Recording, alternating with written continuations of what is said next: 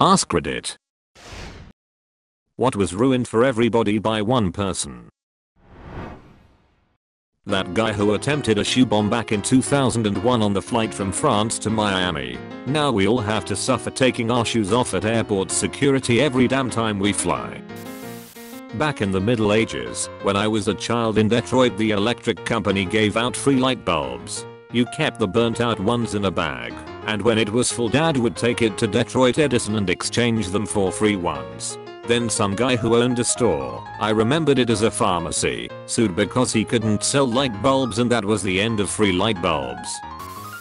The Marm whale, the only taxidermied blue whale in existence. Visitors used to be allowed to walk inside it. It was closed after a couple got caught having sex in there. Ethan Zuckerman, the guy who invented pop-up ads, ruined everyone's internet experience with them. He even apologized later on for creating them.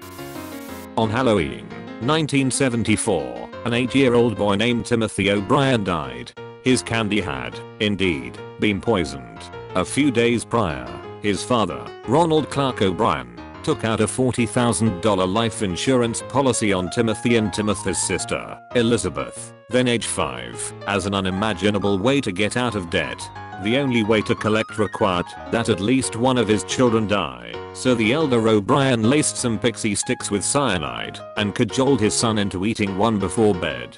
This is the source of the dangerous Halloween candy myth.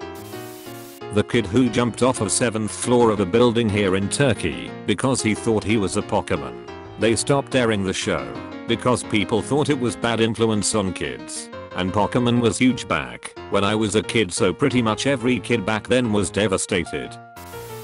That fucker who tried to take explosives on a plane by storing them in containers for liquids. I can deal with taking my shoes off. I fucking hate having to buy travel miniatures or decant stuff into smaller containers that I then jam into some tiny plastic see-through bag that has to be put through the scanner separately. Makes hand luggage only flights such a pain in the fucking ass.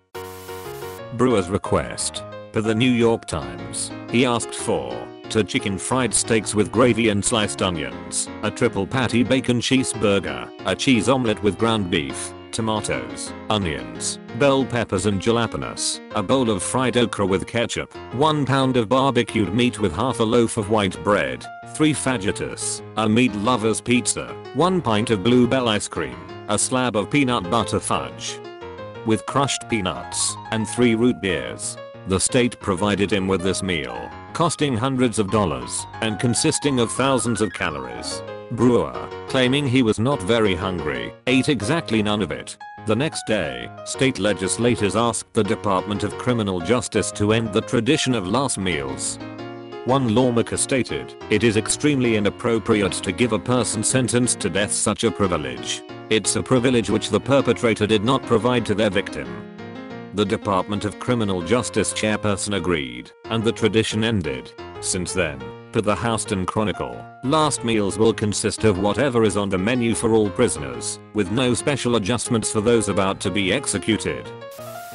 Spoiler warning if you haven't read the Harry Potter books.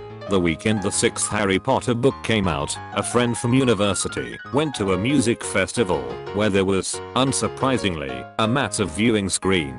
Scrolling along the bottom was CNN-style messages that people could text direct to the screen. My friend, a notorious practical joker, texted "Snape kills Dumbledore," and moments later, it rolled across the screen. By all accounts, the collective scream of horror was a thing to behold.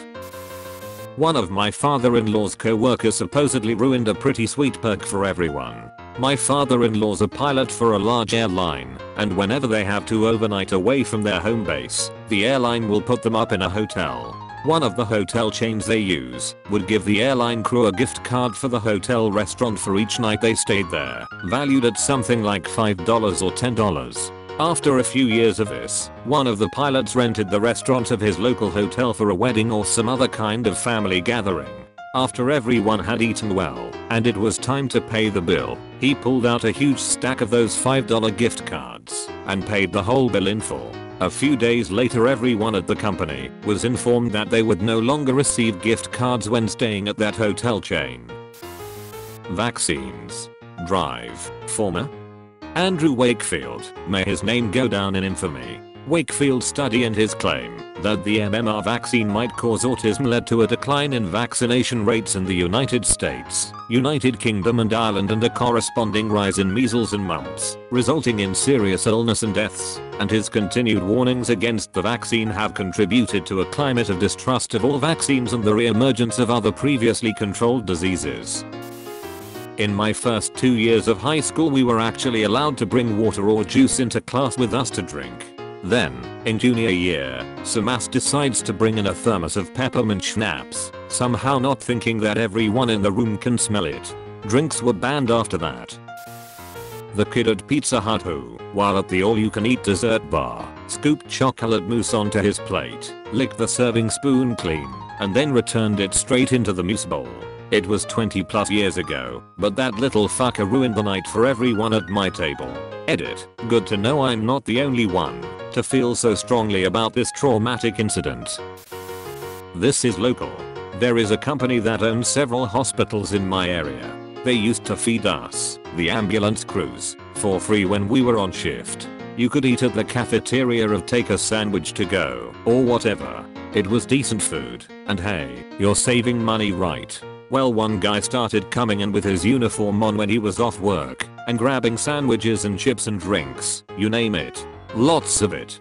Basically grocery shopping in the hospital cafeteria, and taking it home with him. Needless to say, the hospital decided it wasn't going to supply us with food for our off days, so they stopped it altogether. I'll never understand why people will ruin a good thing.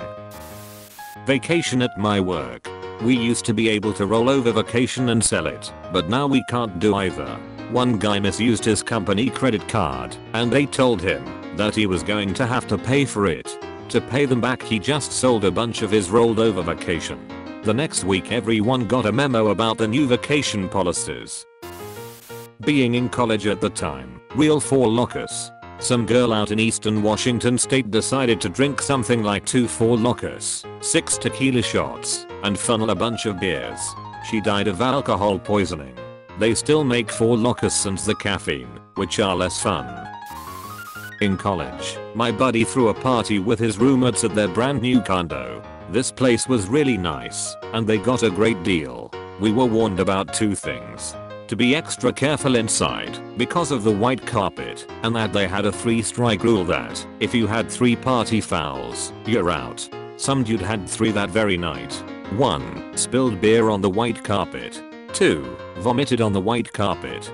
3. Passed out on beer barn table and destroyed it. Everyone was asked to leave after that, and I don't blame them. Lee Harvey Oswald ruined presidential parades. Was at a Marilyn Manson concert a few years ago. It was a few days after he collapsed on stage in Saskatchewan. My friend and I went to Vancouver for the concert, and we were there about 4 or 5 hours beforehand. We wandered around the building and found out that the venue we were at didn't have a parking garage, meaning his tour bus was in plain view. So a couple hours pass, and we are standing/sitting around, and a small crowd of like 10 or 15 people hoping to get to see him up close and maybe get an autograph. I've done this before, works like 65% of the time. Lots of peeps dudes/dudettes came and went, but my friend and a few other peeps others stayed. Finally, about 2 hours before the concert, he comes out of his tour bus with a couple bodyguards. He stops for a secretary, and my friend and I collectively almost piss ourselves. Not 5 seconds later, a doucher bag grunty little bastard comes running up with a big fancy paparazzi camera and asks, "How are you feeling, Manson?" in the most dickish condescending voice I've ever heard, and tries to go after him. Cue a bunch more security come rushing out, surround Manson and rush him into the building. 3 hours waiting, just for one little prick to ruin everything. He took off pretty quickly right after. The tourist who fell off of El Castillo in Chichen Itza in 2006. Now people are not allowed to climb the pyramid. The back pass rule in soccer. The back pass rule prohibits the goalkeeper from handling the ball when a teammate has deliberately kicked the ball to him, or handling the ball directly from a teammate's throw-in. A general rethink about the laws of the game had been promoted by the negativity of the 1990 World Cup, and, in particular, one passage of play in the group match between the Republic of Ireland and Egypt in which the Irish keeper Packy Bonner held the ball for almost 6 minutes without releasing it.